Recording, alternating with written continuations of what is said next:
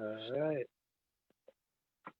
All right, peace, y'all. This is Greg here with Joseph from Nashville, Tennessee, with Ether Collective, wrapping up.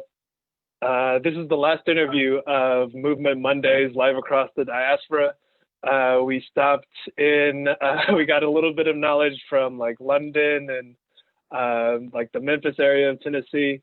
We talked with Ayano from the Black Cultural Zone, Mandela from NEX Means, an artist collective, and man, I feel like we've gotten to learn or like see kind of what the conference is going to be like a bunch of Black folks who are rooted in health, doing work together. But let me see. This is kind of like a promo thing for the conference that's happening on Friday through Sunday, and man. Joseph, I don't know if there's anyone better to like end the day with, because you do some good work. Man, I appreciate you, man. I can say the same, Greg. So I'm honored to be here with you, bro. Bro, thank you, man. Kit, like, okay, so you're coming from, or joining us from Nashville, Tennessee, and I think we initially met at a co-op conference like 2 years ago. Is it 2 years ago? A year and a half? I don't know. It was December. Yeah, it was December 2018 going into 2019. Yeah. Wow. Oh shit. Okay. I didn't know it was that long. All right. So, but you are already in co-ops. So I'm curious if you can like share with us, like, how did you first like learn about cooperatives? Like, what brought you to them? So it's funny that you mentioned where you met me, because that was like a encore conference of a conference that we actually did in 2015. So the conference that you came out to speak, and I just recalled, actually it was last year, it was last December 2019, was Co-op Econ Nashville. And so Co-op Econ Nashville is a conference about raising awareness and about non-extractive economies and how we can build solidarity economies in the America that we live in today. And it's hosted locally in Nashville by our anchor partner, Southeast Center for Cooperative Development, who's actually connected to a greater co-op like fund, the Seed Commons Fund, right? From the working world. And so the first time they actually did that conference wasn't in 2019, it was actually in 2015. And I was on the steering committee, but really I had no idea about cooperatives at the time. And so aside from like helping them put together the event, I brought in some of my team members that shot video. That's what we were doing. I had a video company at the time.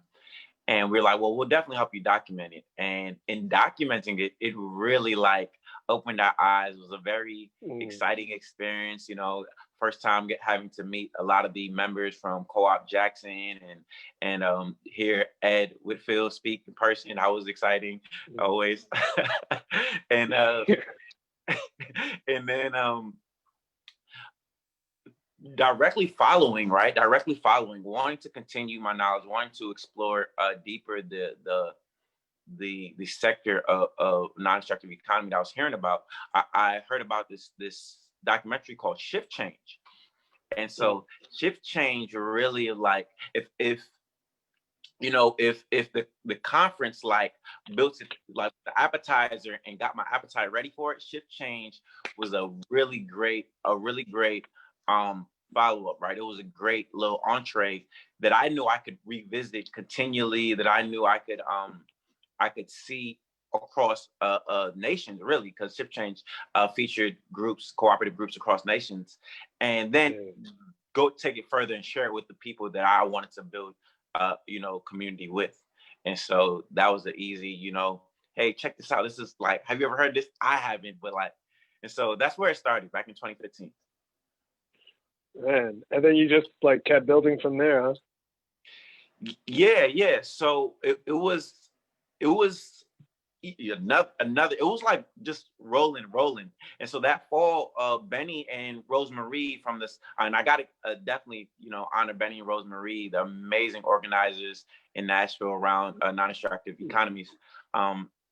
They hosted a 12-week intensive immediately after the conference. So that conference was in the summer, and that intensive was like October through December, and it was intense.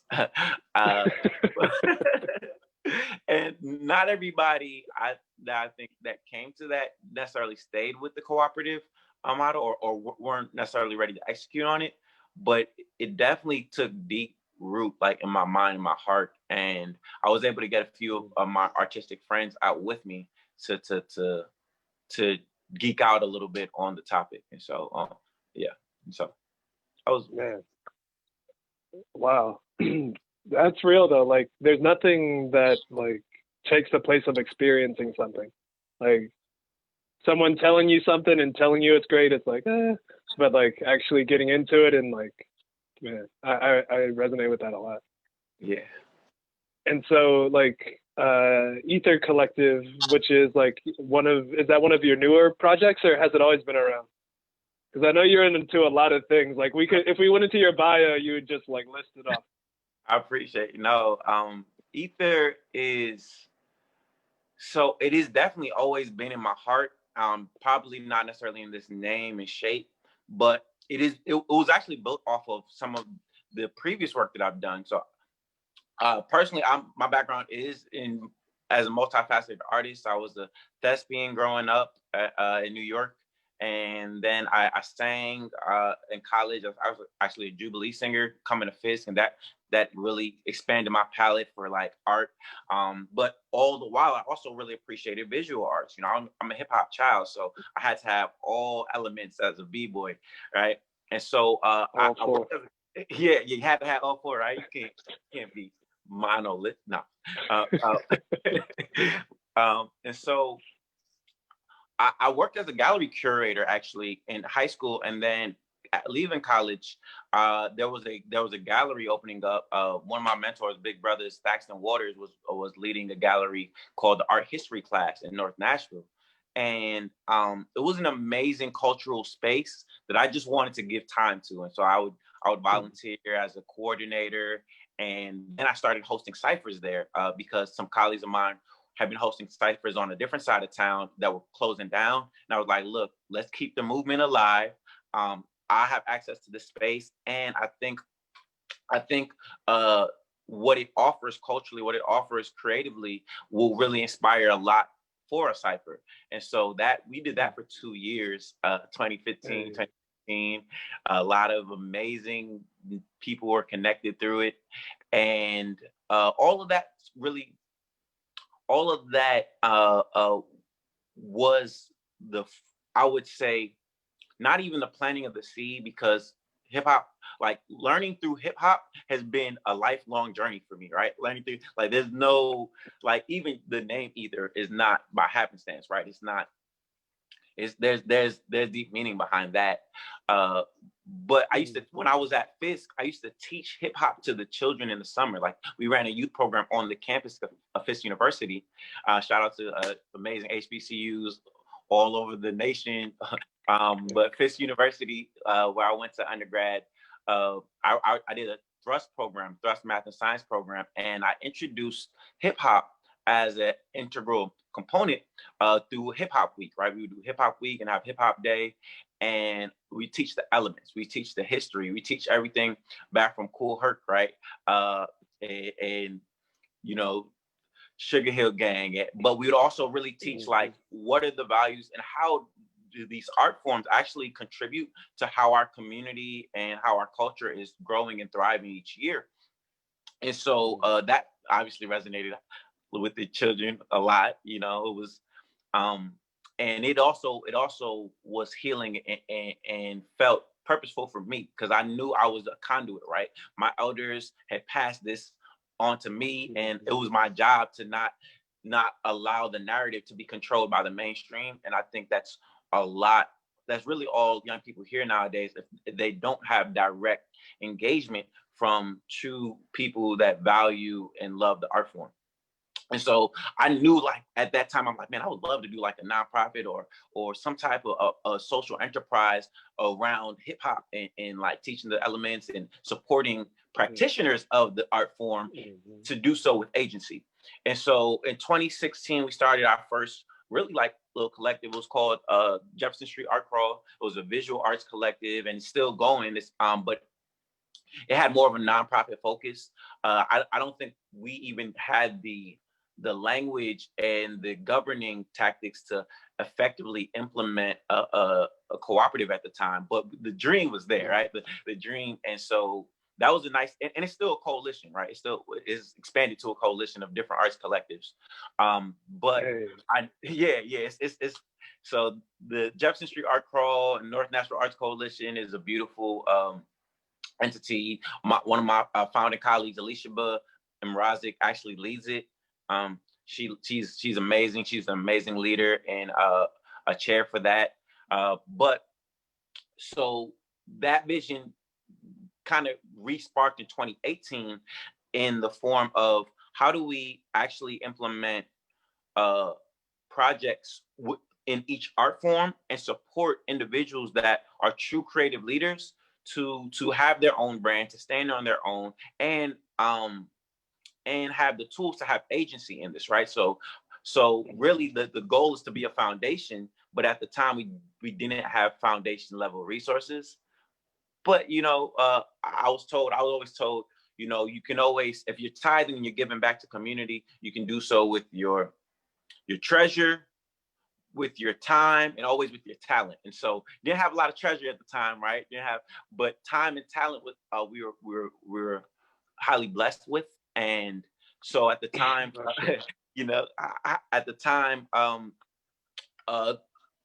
we empowered two creatives to do projects by helping them get grants. Like, I wrote grants for them, and I showed them how to write grants in the process, and did fundraising campaigns for another later on.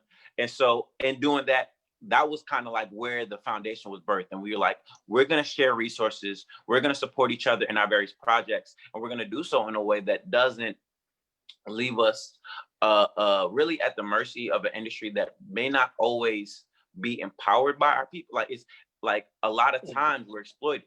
And that's where I get frustrated when I see my colleagues, people I know and love with great vision, have to compromise that vision for like a immediate sense of currency or profit. And so that's where it was born, 2018, and August 2018, with the Beat List and Shop Talk and eclectic mastermind group. So that's a little bit about I'm sorry.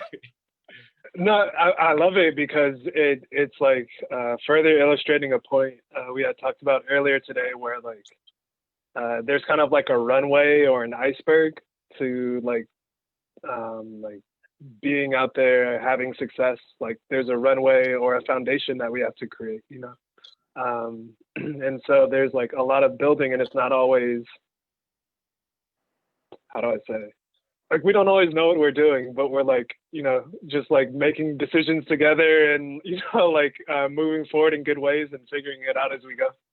And the pieces always look like they were meant to fit looking back, I noticed. But like in the moment, it's like, what the fuck am I supposed to do? Like, how do I do this? yeah, that's about accurate right there. So like, how do you all make decisions inside of your collective? So, great question.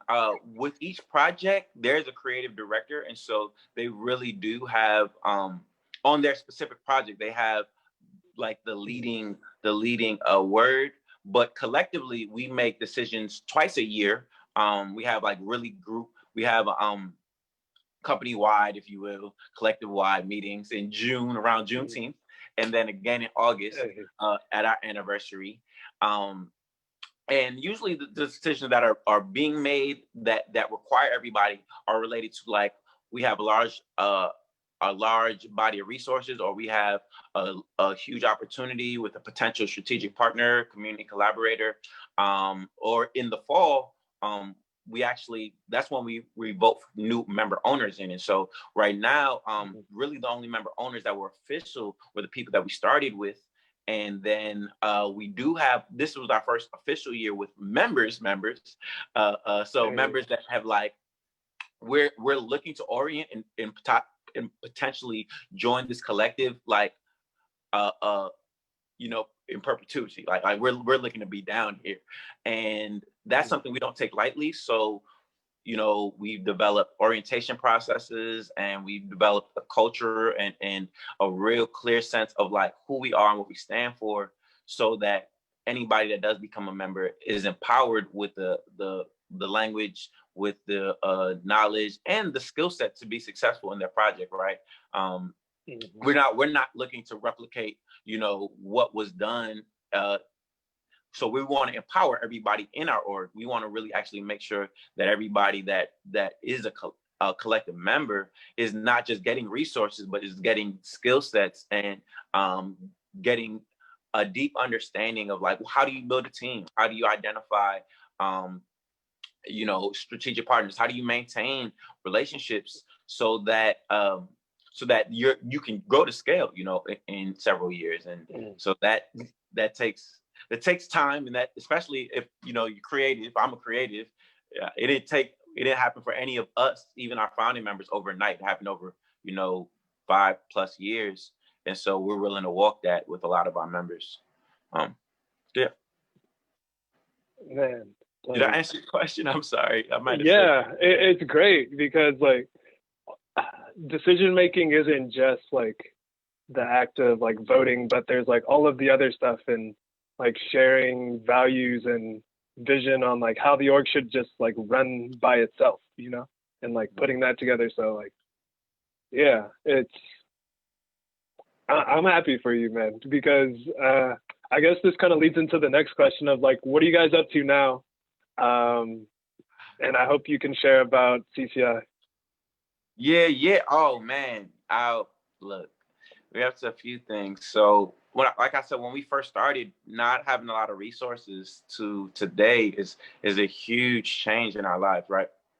And so when we first started, we did a project called seed bombing, and I called it seed bombing because that's actually a horticultural practice I learned as a member with alternate roots. Love alternate roots. Shout out to Mufti. I learned about this practice in 2016, right? And it's actually a Japanese practice. It's a Japanese practice of essentially empowering seeds with the nourishment in soil and compost and broken eggshells, so that is it easy water, to do? Huh? Is it easy to make? Seed bombs. Yeah, seed bombs. I mean, you can look them up. You can buy them even. But seed bomb is an amazing practice because it's much more effective than just planting seeds. The seeds essentially have the nourishment they need to thrive in almost any atmosphere, as long as there's organic matter, so like soil. And so you could throw these seed bombs into the field, into the forest, and in theory, next rainfall, seeds are gonna seep into the ground, start gradually produce roots, and over time that'll produce fruit. And I thought about that concept, and I was like, that was one of the things that has happened for me through those mentors. That was one of the things that we really intend to do with the young people when we were nurturing, when we was running the youth programs, and our members, wanting to give them all the nutrients they need, all the nourishment they need to cultivate leaders that can thrive on their own and then go fruit and produce fruit for others, right? And so seed bombing was our first, and then we launched a project last fall, which was our first pilot. We're in our second pilot right now of a project called Career Catalyst, and that has been love. And it's a 3-season incubator that's not an intensive, right? It's anything but an intensive, because we really give people the autonomy and the time to explore the lessons of the incubator at their own pace. But we also do so with the understanding that you can't be successful in your practice as a professional if life has got you, if life is rough, if life is hectic right now. And so before starting with like tending to the business, we have the whole first season that's actually called Life Management. And it's about the processes and practices to develop good work-life balance, especially as an entrepreneur, if you're a first-time entrepreneur, it's easy to get burnt out because there's almost a sense of peril that you're running at. And so, Yeah. Trying to compensate for the revenue that you're used to having with someone else's salary. Now you have to be your own boss. Now you have to manage your own schedule and be autonomous. It takes time to like find that rhythm, get that flow, right? Flow is another thing we talk about a lot in that season. And so some of the things I found was that like there were artists that literally are trying to like launch amazing brands and businesses, but they were couch to couch surfing. I had a good friend living in just some tough conditions, almost I would say how you say extended stay like conditions for ample time with mother and child and grandmother. And so it's like, it's hard to fathom that we can give the adequate attention necessary to our passion when really we're living in survival brain. And so a major component was like, how do we create, artist residencies? How do we create affordable housing opportunities? How do we, and so that was like essential. Like we were like, all right, we want people, we see the ability, we see their grind. We want to give that a support, and not just say like, all right, you got the money, now what you're gonna do? Or all right, you got the space, what you're gonna do? But like, we're gonna walk this journey with you. And so now we got the blessing to actually, as a collective, receive kind of the same love. So we applied for a CCI application, which was amazing. So creative innovation, there's this creative innovation grant that Benny Rosenreed put me on. The C Commons community is provided by the C Commons community. So shout out to, of course, the cooperative support across the nation. And I honestly did not think we were going to get it. We're very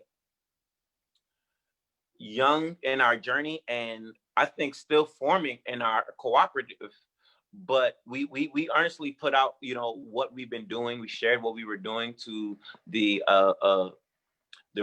individuals that created this grant, and in doing so, we were awarded as a grant recipient, and obviously told that we were going to be supported through some business strategy and consulting as the cooperative, which is actually like everything we need. I've been talking to cooperative consultants all year. I talked to Jenny Masao. She's amazing up in New York. And it's just everything we needed, the financial resources, the guidance, and the community of support.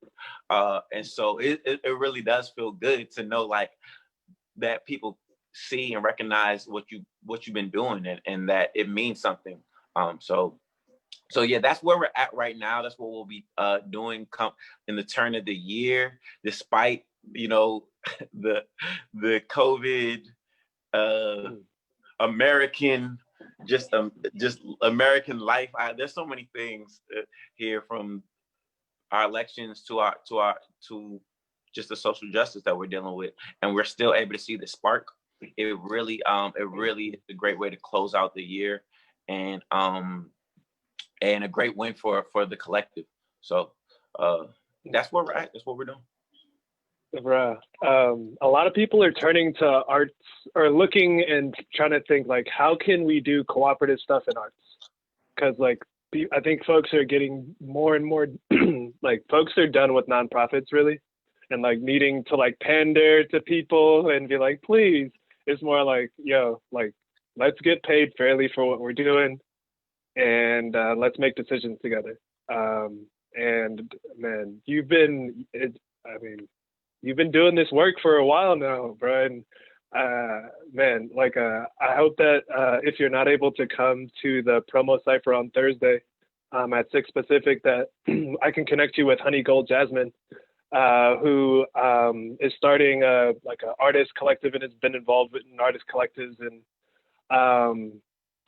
bro, there's something there. I could feel it, because like, we're also like in Repaired Nations, like we're pretty project based, and I call it a duocratic cooperative, where we're not necessarily trying to like make a bunch of decisions for each other. We're just trying to like do aligned work together, you know, and try not to like make it too sticky. So I feel like I can learn from y'all, and other folks can learn from y'all. And, you know, man, I'm just excited about like what's coming ahead. So, man, thank you for taking some time to talk with us and share what you're doing. Man, thank you. And I definitely, you know, since speaking with you, been interested in getting us more connected with Repair Nation. So, anyways, we can stay in tune, and you know, we need to do more due diligence to connect on the outside of Nashville, right? Our microcosm, because what she's doing on Thursday sounds really interesting. You said honeydew. I don't know. Sorry, it's okay. Her name is Honey Gold Jasmine. Honey Gold, look. Gold, yeah. And at that, out on Thursday, there's also going to be a streaming platform cooperative called Resonate. They get you the same amount of money that Spotify gets you in 9 plays, as opposed to however many hundreds of plays you got to do it through Spotify. And they're trying to like increase their I guess participation or engagement in Black communities, like, you know, aware that oftentimes, like as was said, like we create dope shit and then it gets exploited. So it's definitely something to learn about, and I hope you can join, or, you know, the videos will be up and pre-recorded. Man, that's amazing. Thank y'all for what you're doing, and I'm honored for the interview too. You know. Appreciate you, man. Good luck with school. Good luck with all the good work y'all are doing, and man, look forward to looping up soon. Sounds like a plan. Thanks, brother. Take care.